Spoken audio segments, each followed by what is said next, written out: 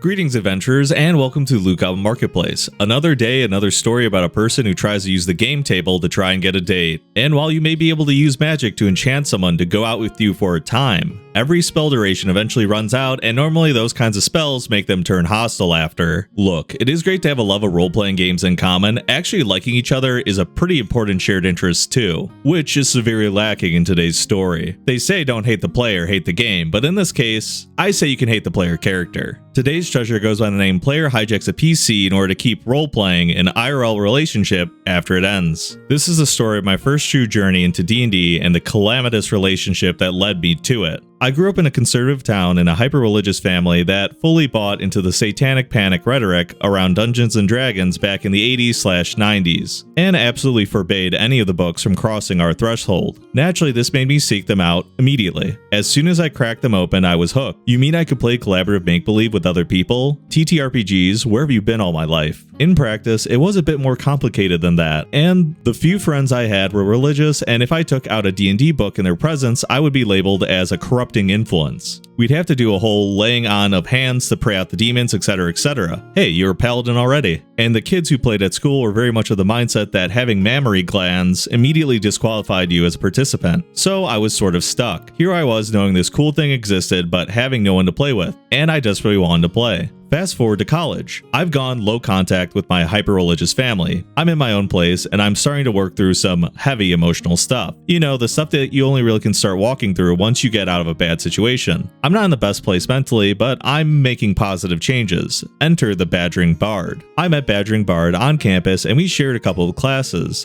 I'm not the most observant when people are romantically interested, but with Badgering Bard, it became obvious pretty quickly. I tried to reject him subtly at first, but clearly this guy was not getting the hint, so I met with him and said in no uncertain terms that I wasn't looking for anything romantic. I was happy being single and working on myself, and I would appreciate it if he could respect that. His response, well, I'm a few years older than you and I have my life figured out, and from where I'm standing, it looks to me like you don't know what you want. At that moment, what I wanted to do was kick him in the shins, but I left it at, I'm not interested, thanks, bye, and left. But oh no, it didn't stop there. Badgering Bard stuck around, like a true bard. He sat next to me in class, found out where I was studying, and even came to my house because it turned out he was friends with my roommate. And I'm ashamed to say it, but after 4 months of Badgering Bard constantly hanging around and testing the waters every month or so to see if I'd say yes this time, he wore me down.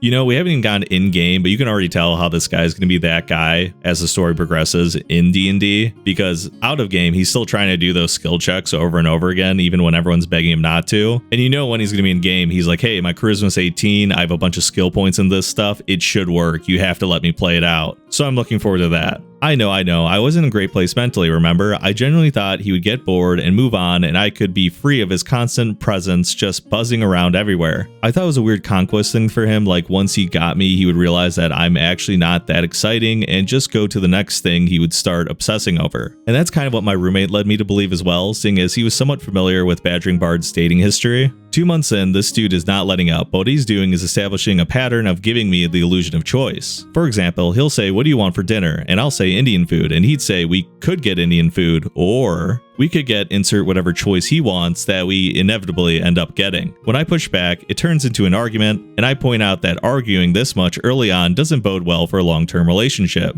Immediately after I comment that I didn't think we were a good match long-term, Badgering Bard invited me to join his good buddies for a D&D campaign. Thwap, right in the weak spot. I'm immediately skeptical. A, I haven't met these friends. What if they're all similar to Badgering Bard? Then it'll be increasing my suffering fourfold. B, a campaign is a long-term commitment in of itself, and I absolutely do not know if I want to be in the same space as Badgering Bard consistently moving forward. But then again, C, it's Dungeons and mother effing dragons. I've been waiting years to find people to play with, and now I've been invited to the table. It looks like Badgering Bard, being the spy master he is, got the intel the moment things are going south in this relationship. He immediately throws the Hail Mary and says, hey, you want to play D&D? And just like that, they're right back in. Remember what they say, no relationship is better than bad relationship, or it's something like that, but with D&D in it. I agreed to come meet everyone for session 0 and see if we clicked. Badgering Bard's friends, they were incredible. Our dungeon master had created a rich homebrew world and was excited to answer all of my questions, and everyone was extremely patient as I got up to speed with the newly released 4th edition, which was what they were planning to run. I rolled up a fighter because everyone else has established their characters already and they desperately needed a meat shield, and I as the new player, I wanted something mechanically light. I made charisma my dump stat and established my fighter as more of a grunter than a talker, so if he were to disappear from the campaign suddenly, it wouldn't be as big of a loss roleplay wise. I had it all planned out, but I freaking love playing with those guys. In their everyday lives, these were the dudes who were shy and a little awkward, but at the gaming table they came alive. The imagination and creativity that poured out into every encounter was truly incredible. Badgering Bard, on the other hand, had elected himself as the party face, well obviously, and was often just as grating in game as he was in real life. At the 3-month mark, Badgering Bard and I were out at dinner and he began to flirt with our server in front of me. She had a book tucked into her apron with a title visible, and he tells her he loves that book and he should get her number so that they can talk about it sometime. This was a particularly shitty move considering I had introduced him to said offer. Without batting an eye, I told him I'm going to follow the advice I would give any friend if they told me that their significant other had flirted with the server in front of them at a restaurant, paid for the soda I ordered when I sat down and left. He chased after me with some sob story about how he only did that because he thought I was getting bored in the relationship, and to please give him another chance, I kept walking. I got home to a long pleading voicemail of him threatening self-harm if I left him, and being a young person struggling with my own mental well-being, that really messed me up, so I stayed. But at least I still had D&D.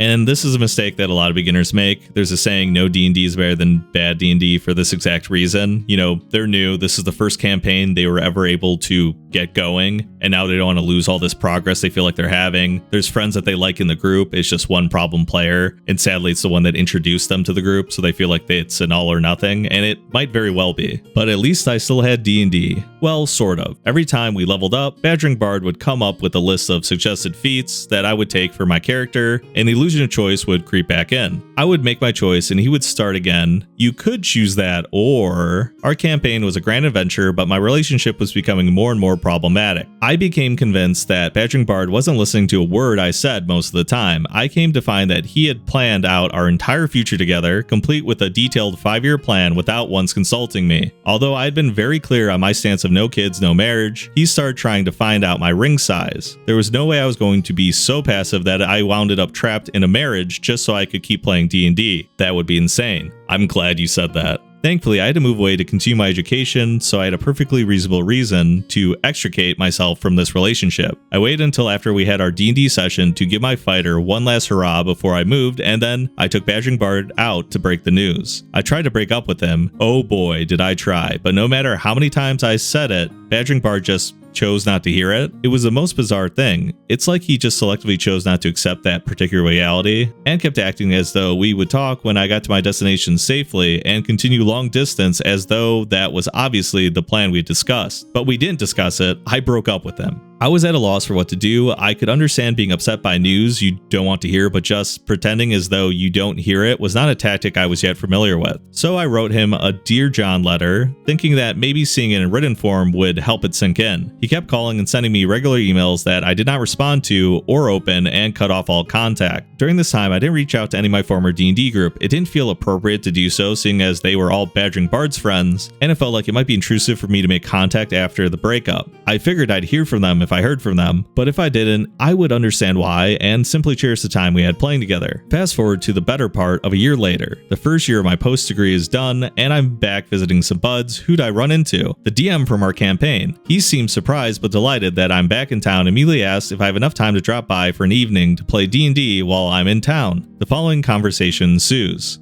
Me, I obviously love playing with you, but I don't know if it's such a good idea given the circumstances. DM, circumstances? Me, well, Badgering Bard and I haven't spoken since the breakup, and I've been trying to give you all space since then. DM, wait, back up. You and Badgering Bard broke up? When? Me, when I left town. DM, wait, as in a year ago? No, wait, what? He's been playing your character. He said you told him you wanted him leveled up for when you came back. Me, okay, tell me what he told you. Apparently, Badgering Bard had bought himself a one-way ticket on the denial train and had no intention of getting off at a stop anytime soon. He told the D&D group we were still together, but I was impossibly busy with schoolwork, so don't expect to hear from me. He also told me that he was relaying my choices for feats, each level up to him, so he could keep my character up to date because I was eager to rejoin the campaign the moment I returned. Note, I didn't know where I would end up after graduation, but had no plans to move back into my college town. Occasionally, he would roleplay my character in his own if the story called for it, all in an effort effort to, I don't know, keep me around in spirit, convince me to come back to him. I still don't really know what the end game was. Eventually, he must have known the charade was going to fall apart. Ultimately, it wasn't my responsibility to figure out what was going on in his head, and truthfully, I will probably never know.